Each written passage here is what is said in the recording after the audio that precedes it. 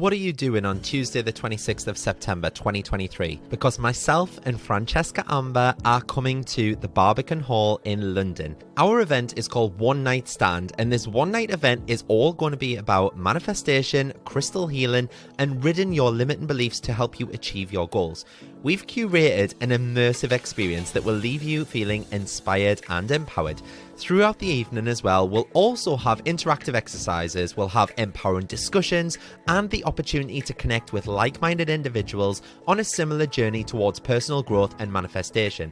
There'll even be an opportunity for you to ask questions as well. This event is your chance to break free from the shackles of self-doubt and unleash your inner greatness. It's time to release those limiting beliefs that might be holding you back and step into your true potential. And if you want to come on your own, by all means do that. Single tickets are available and seating is totally unreserved, so you can even meet up with your spiritual friends and sit with them as well. Head to @CannyCrystals on Instagram and click the link in my bio. Tickets are limited, so secure your spot and be part of this transformative experience.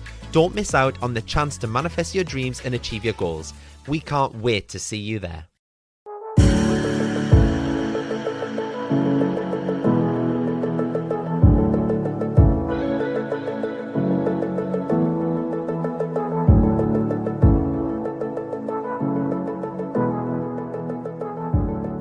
Hello everyone, how are you all? Bloody hell, I've missed yous. Happy New Year. Can you believe that it's 2022 and we're still battling friggin' coronavirus? Oh god, I hope you've all had an amazing Christmas break and that you're all refreshed and diving headfirst into the new year with all your resolutions. Might as well get it out of my system now. Here's the downside. If you follow me on TikTok or Instagram, you might have seen that I had a bit of an unpleasant Christmas break. There's always a drama where I'm involved, isn't there? Lol. So if you listen to the last episode before the Christmas break, you'll remember that my plans for Christmas was to spend Christmas Eve with my mum and my nana, because my mum was going to be working all of Christmas Day, basically. So I was then going to spend Christmas Day alone, which I was fine with, but then I was going to head to Northern Ireland on Boxing Day to join my partner at his dad's house. So I tied up all of my orders and I wrapped up Canny Crystals for the year on the 23rd of December. I cleaned the fridge and the kitchen cupboards out because obviously I was chucking all the food out that I wasn't going to be around to eat and that probably would have gone off, like salmon and chicken and stuff. And I packed my bags on the morning of Christmas Eve on the 24th. I took myself and JJ, my little doggy, off to my mum's house. I tested with an LFT before I went, obviously. I'm a good boy, little angel. And I was negative. So to give me mum a little bit of a break, I'd offered to make Christmas dinner for me, her and my nana. And come dinner time, we sat down, we ate it all together. We spent the afternoon just sat around chatting with cake and chocolate and drinks. It was lovely, don't get us wrong. Later in the afternoon, I visited my cousin. She lives on a farm, so I was around all of her partner's family, her husband's family. She's also 8 months pregnant. I was running around with my other cousin's kids. They jump all over us. They use me as a friggin' climbing frame. But yeah, I'd spent the rest of the afternoon with my aunties after that. I guess what I'm getting at is I was in really, really close contact with all of my family at this point. And that night, I'd planned to stay at my mum's, so it got to about 11 o'clock and I headed off to bed. In typical mum style, she had the heating blazing through the house. It was like an absolute furnace. So I had a quick shower and I jumped into bed with next to nothing on because of how hot the whole house was. So a couple of hours had passed and I just couldn't sleep. I was starting to pour with sweat. So I went downstairs and I let my dog out for a little wee, and I just remember standing at my mum's back door, dripping with sweat, but I was shivering at the same time. And you know when you just know that something's not right? I could just feel it. I was like, there's something not right here. And I felt as though my body was aching everywhere. So I was blaming my mum's bloody spare bed mattress. But in hindsight, it was probably due to the flu-like symptoms of muscular aching from the virus and stuff. So anyway, I came downstairs at about 3 o'clock Christmas morning and I lay on the couch because it was much cooler downstairs in her house. I still couldn't get to sleep by 4 o'clock and I was feeling worse and worse by the minute.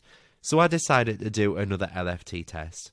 I waited about 15 to 20 minutes for the results, and as far as I could see, it was negative.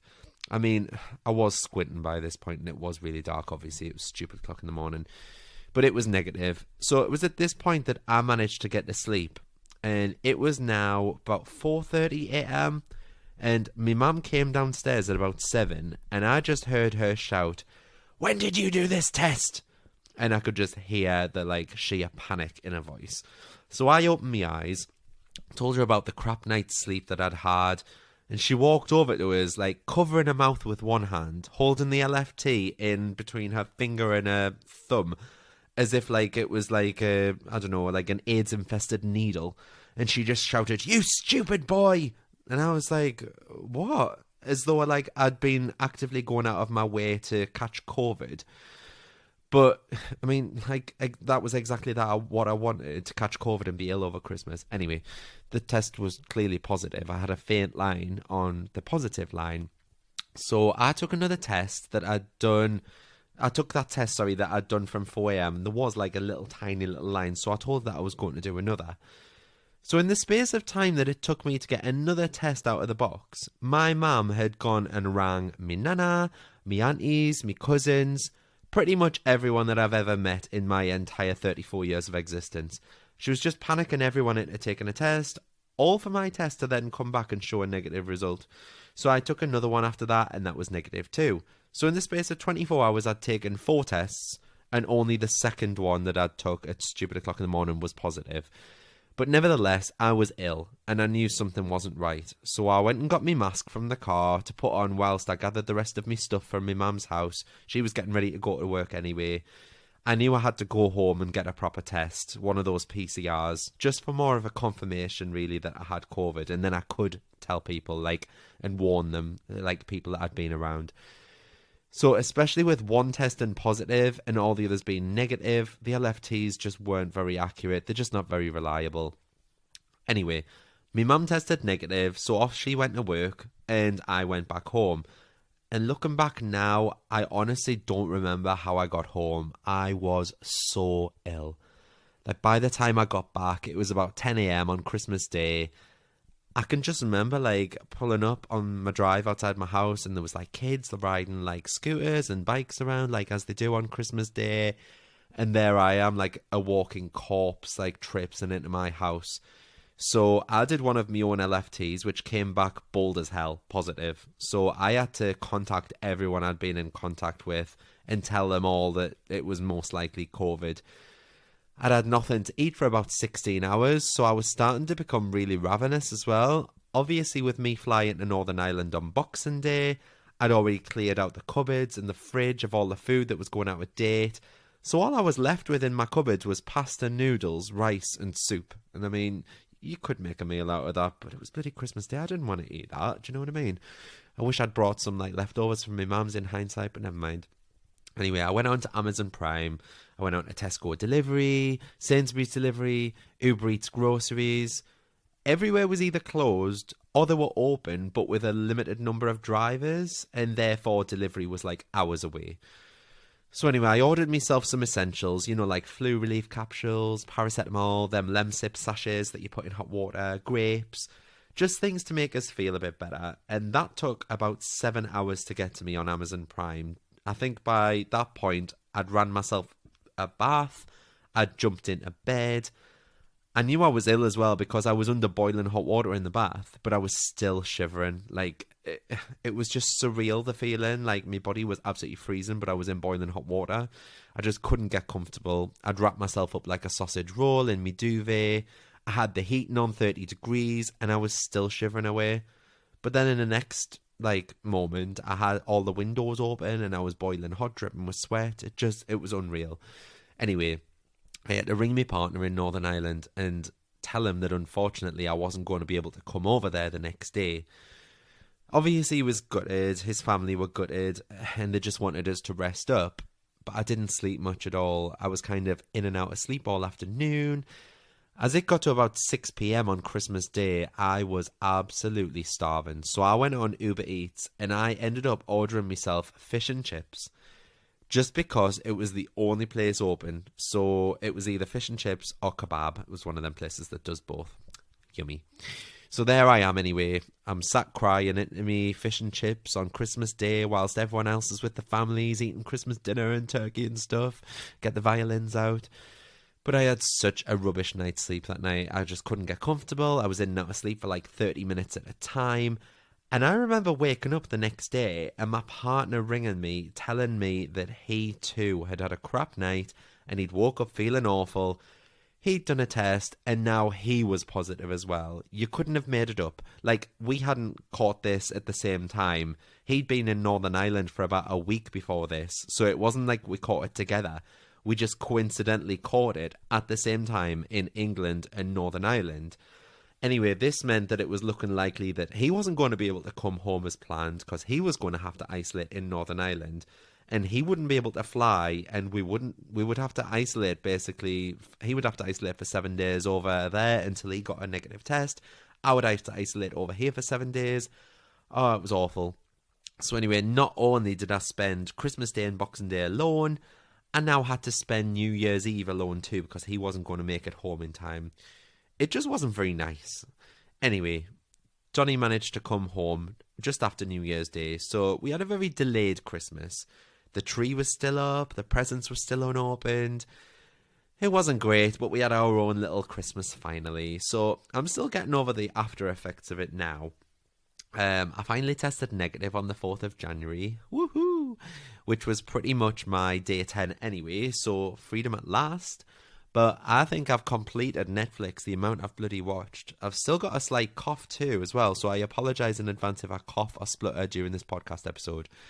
I sound a bit like Macy Gray after smoking 40 a day once I start.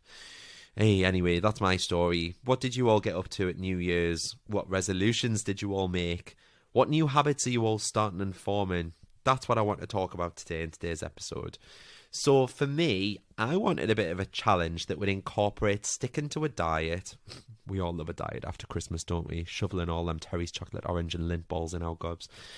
But yeah, sticking to a diet, getting in more exercise than before, reading more self-development books, drinking more water, and just generally being a better, fitter version of myself. Now, my PT, Josie, she mentioned previously in a group chat that she was doing something called the 75 Hard Challenge. And I remember Googling it when she put it in the chat, thinking, what the actual fuck, Josie? Are you mad? Anyway, the challenge itself is 75 days, so 2.5 months, which, when you think about it, 2.5 months isn't that, it's not that great of a time in the drop of the ocean. What's that phrase? The drop of the ocean? You know what I mean. Anyway, it's not a great deal, really, when you think about it. Like, when I think about it, I've dieted on and off for the past 10 years. So if I can get there in 2.5 months, do you know what I mean? It's not a great of a deal. Anyway, it involves sticking to this diet every single day, so you're not allowed any cheat meals for the full 75 days.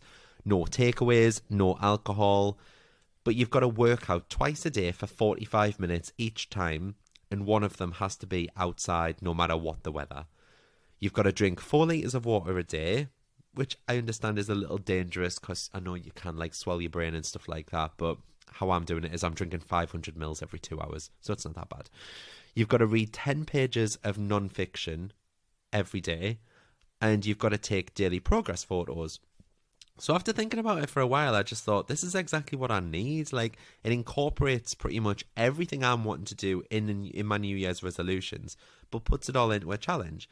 So today I'm on day 3, and I'm actually loving life, I just think I need that accountability and that checklist to keep us on track.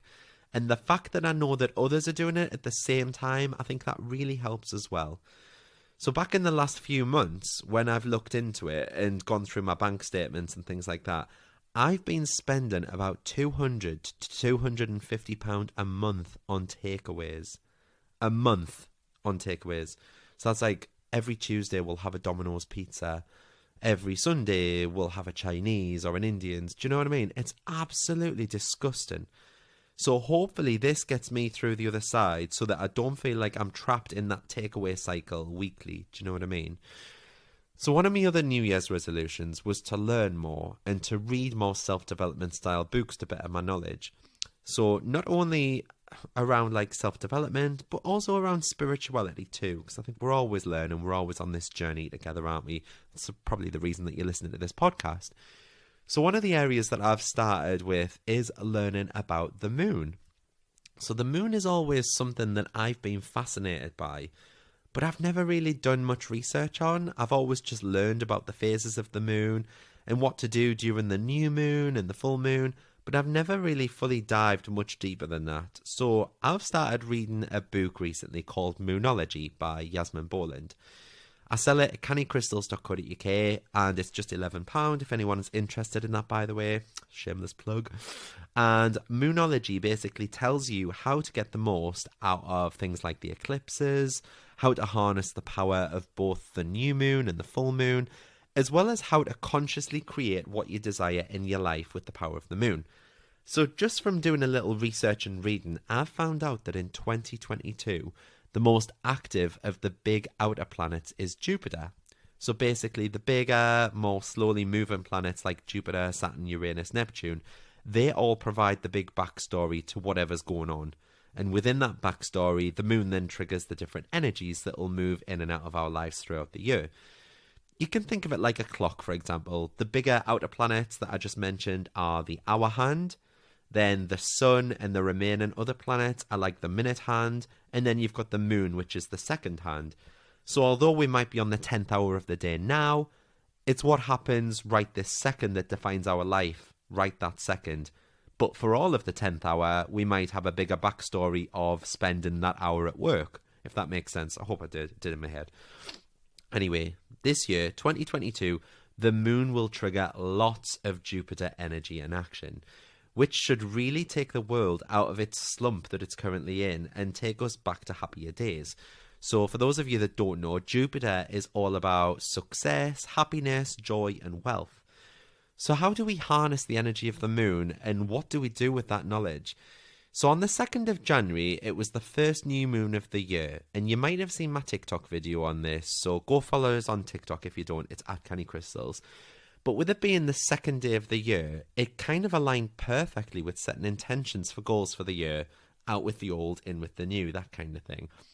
And it was also the perfect time to transform not only your life, but your mindset as well.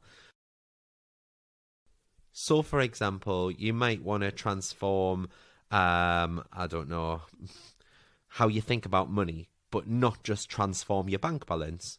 Okay, so you're not just transforming your bank balance, you're transforming how you feel and how you think about that money as well. So just grab yourself a bit of scrap paper or a notebook or just something that you can write down on and really give this some thought. What are the top 3 things in your life right now that you want to transform in 2022? So if you could have a magic wand and you could wave that magic wand and have 3 situations improve in your life, what would they be? Would you have better relationships with your family or your partner? Would you have more financial stability? Would you have a better career prospect? Would it just be that your health status is improved? Write down whatever 3 things that you wish to transform. And then once you've done that, basically, you'll have a pretty clear idea of what is most important to you. And you can then start living 2022, prioritizing what matters most to you and what supports your values. You can break them 3 situations down into manageable or achievable goals to make it easier for yourself. So, for example, if my goal was to improve my wealth and financial stability, how am I going to get there? Will I get a new job? Will I get a second job? Will I start a side hustle or even just work a bit more overtime? Break each one right down, strip it back so that you can see a clear path of how to achieve that goal. And then what I tend to do as well at the start of each year, I'll write myself a letter as if I was writing it to myself on the 31st of December 2022, so at the end of this year. And I'll write myself a letter as if to say, Dear Martin, I'm so proud of you for achieving X, Y, and Z. We always knew we could do it. I'm so happy for you. That kind of thing. And it's what do you want to achieve through the year? But write it as though you're reading this letter on the last day of 2022. Okay? Store that letter away. Put it somewhere where you can come back to it at 31st of December 2022. that kind of thing. Do you know what I mean? Just write yourself a letter and write it as if like you're writing a thank you to the universe. Well, thank you to yourself, but thank you for what the universe has done for you in this year. So let's talk about the phases of the moon and the cycle of manifesting, setting intentions, when to let go what no longer serves you, etc., etc. The moon goes through the exact same 8 phases in the same order every single month. And that goes all the way from new moon, which is when the moon is in complete darkness in the sky. That's the start of the cycle. All the way around to the other side, which is like the halfway cycle of the full moon. So that's when you can see all the moon's surface illuminated, and right the way back round to the other half, back to the new moon again. And one lunar cycle takes 28 days. So you know fine well that if it was a new moon today, the next full moon will be in 2 weeks' time, and the next new moon after that would be another 2 weeks after that, and that's the full 4-week cycle in total. So let's get to the fun part. How to manifest and use the moon cycles to get what we want out of life. And like I say, this is only something I've recently started getting into, but try it for yourself. It's a great way of manifesting, releasing, all that jazz. Now, we know by now that when you want to manifest something, it has to be from the heart, from a place of love. Among the various things that the moon represents in astrology, one is emotion, so that makes it the perfect channel for our feelings. Just like I did, and I'll hold my hands up to this, when people first start to work with the phases of the moon, they focus on the new moon, because that's all about the fun stuff and manifesting. But then we forget all about the flip side of that, so we forget about the forgiveness and the release work at the full moon, and that's all part of the bigger cycle. But we just think manifest, manifest, manifest, because as a human race, we're always want. So when in actual fact, the release work that we should also be doing at full moon has the powerful effect of clearing out all of the negativity within our lives. And who doesn't want that? It's one of the most important things to do to make our new moon wishes come true. So the full moon is a great opportunity and a great time to make peace with ourselves. It often tends to be the most emotionally intense of all the moon's phases. Check it out, like when I'm feeling overwhelmed or swamped and the slightest thing has me in tears, it coincidentally just seems to be when it's a full moon. Emotions tend to be all over the place, and when you think about it, what better way to process these feelings as they come up? You acknowledge each one, you deal with them, and then process them at the time that you feel them at most. So when you work with both the new moon and the full moon, you're getting the full yin-yang effect. And that's why you should totally do all your forgiveness and release work at full moon, as well as all of the new moon wishes and intentions. So let's take a look at what all this means. We all know how to manifest by now and how to set intentions. But what about the flip side? What about surrendering? What about letting go of what no longer serves us? That kind of thing. So it's all about handing back over to the universe any wishes or intentions that haven't yet materialized, because the universe might have a better idea for them, and this is what you should do every full moon. And I know what you're thinking. You're probably like, Martin, I didn't just dream or wish for something at new moon and then 2 weeks later give it up just because it hasn't happened. I'm not asking you to. Just acknowledge it, okay? So like I'm trying to manifest a new car, for example.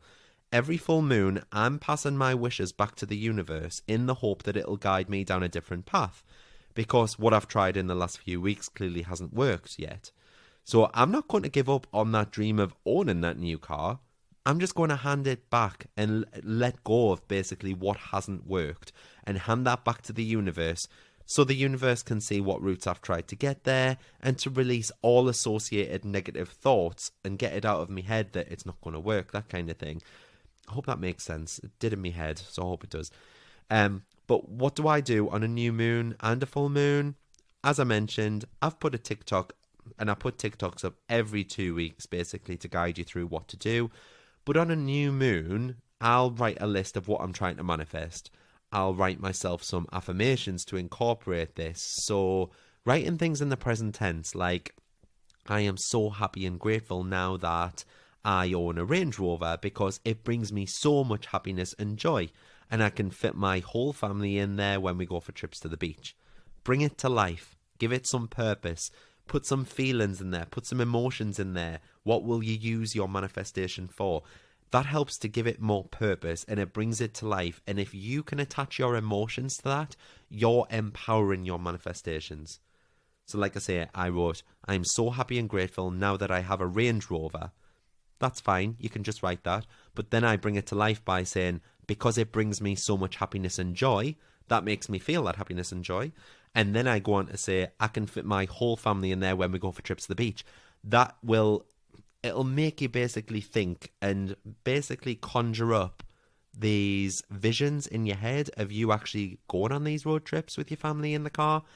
And that'll help you to basically manifest it quicker. Something along those lines anyway. That was just an example, like I say. But I'll repeat these affirmations daily until the next new moon. And I'll repeat them for the next 28 days. But with my list, I like to burn it at the time of the new moon too. I feel like it sends off my intentions into the universe and it's almost like a ritual. So that's what I tend to do anyway. When it comes to the full moon, I'll write a letter of everything that I want to release. So every single person that no longer serves me in my life, every situation that I no longer get any joy from, anything that you no longer want or need, just write it down. Thank the universe for being sent that and let it go. By letting go, as you know by now, you're making room for the universe to give you more. Like that episode that I spoke about clearing out my wardrobe. So as weird as it was, I thanked each item of my clothing that no longer fit us because I'd worn them at some point, so I was thanking them and basically then letting them go, and this made more room for more clothes to come into my life. It's a weird concept to get your head around at first, I understand that, but it does work. Because of the star signs that January falls under, the best things for you to do this month are to reevaluate your life, make contact with someone that you need to sort things out with, and to set your professional goals for 2022. So this is the perfect time to do it as well, with it being the start of the new year. It's a clean slate, it's a fresh start. This tends to be what people do anyway at this time of the year. So when the next full moon, when it comes, here in the UK, it's 23:48 on the night of the 17th of January. So on the next full moon, I'll be posting a video on TikTok the day before with details on what I'll be doing, any ideas of what you can do too, just to get the most out of it. So watch out for that.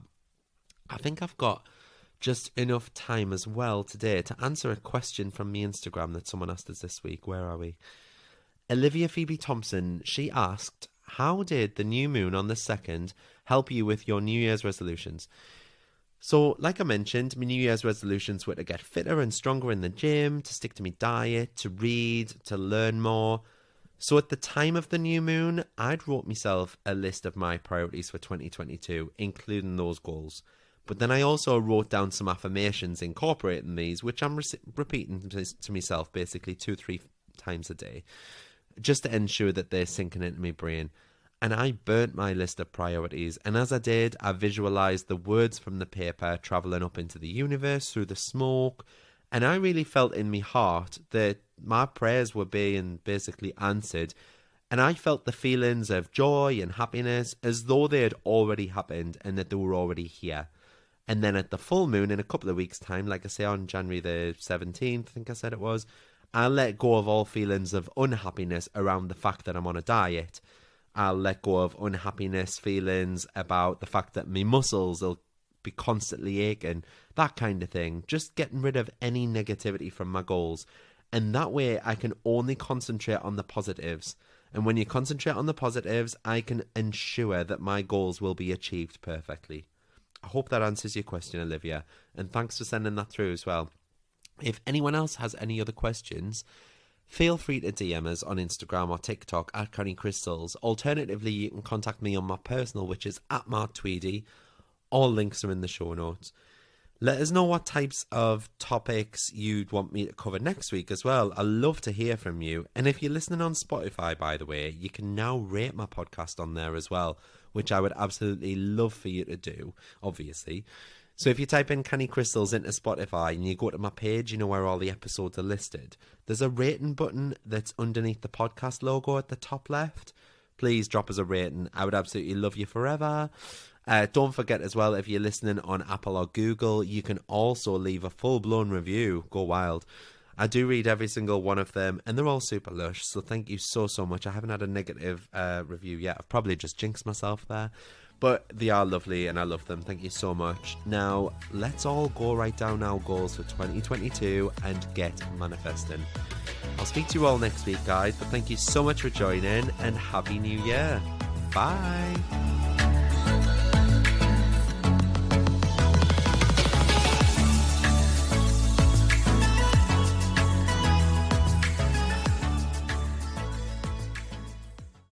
Come and join me in the Manifest with Mart community.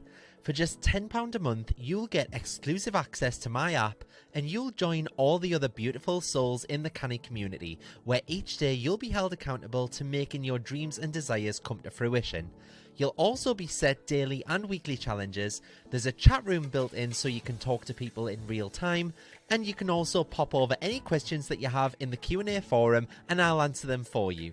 It's changing people's lives, and we've already had so many people manifesting things in the first 2 weeks alone. Each new moon, I'll also be going live within the group on a face-to-face video to help you get the most out of the lunar cycles, as well as answer any burning questions that you have. And these live meetups are so powerful, and everyone in the group has had nothing but praise for the safe space that we share. There are very limited spaces for this community, however, just to ensure that I can place my focus on you and nurture you into the ultimate manifester. So if you'd like a spot, please be quick and reserve your seat now. Head to cannycrystalsacademy.co.uk and choose the Manifest with Mart option, where you can get instant access, and what's more, you'll also get access to all of the past recordings and chats too. Join now and start living the life of your dreams.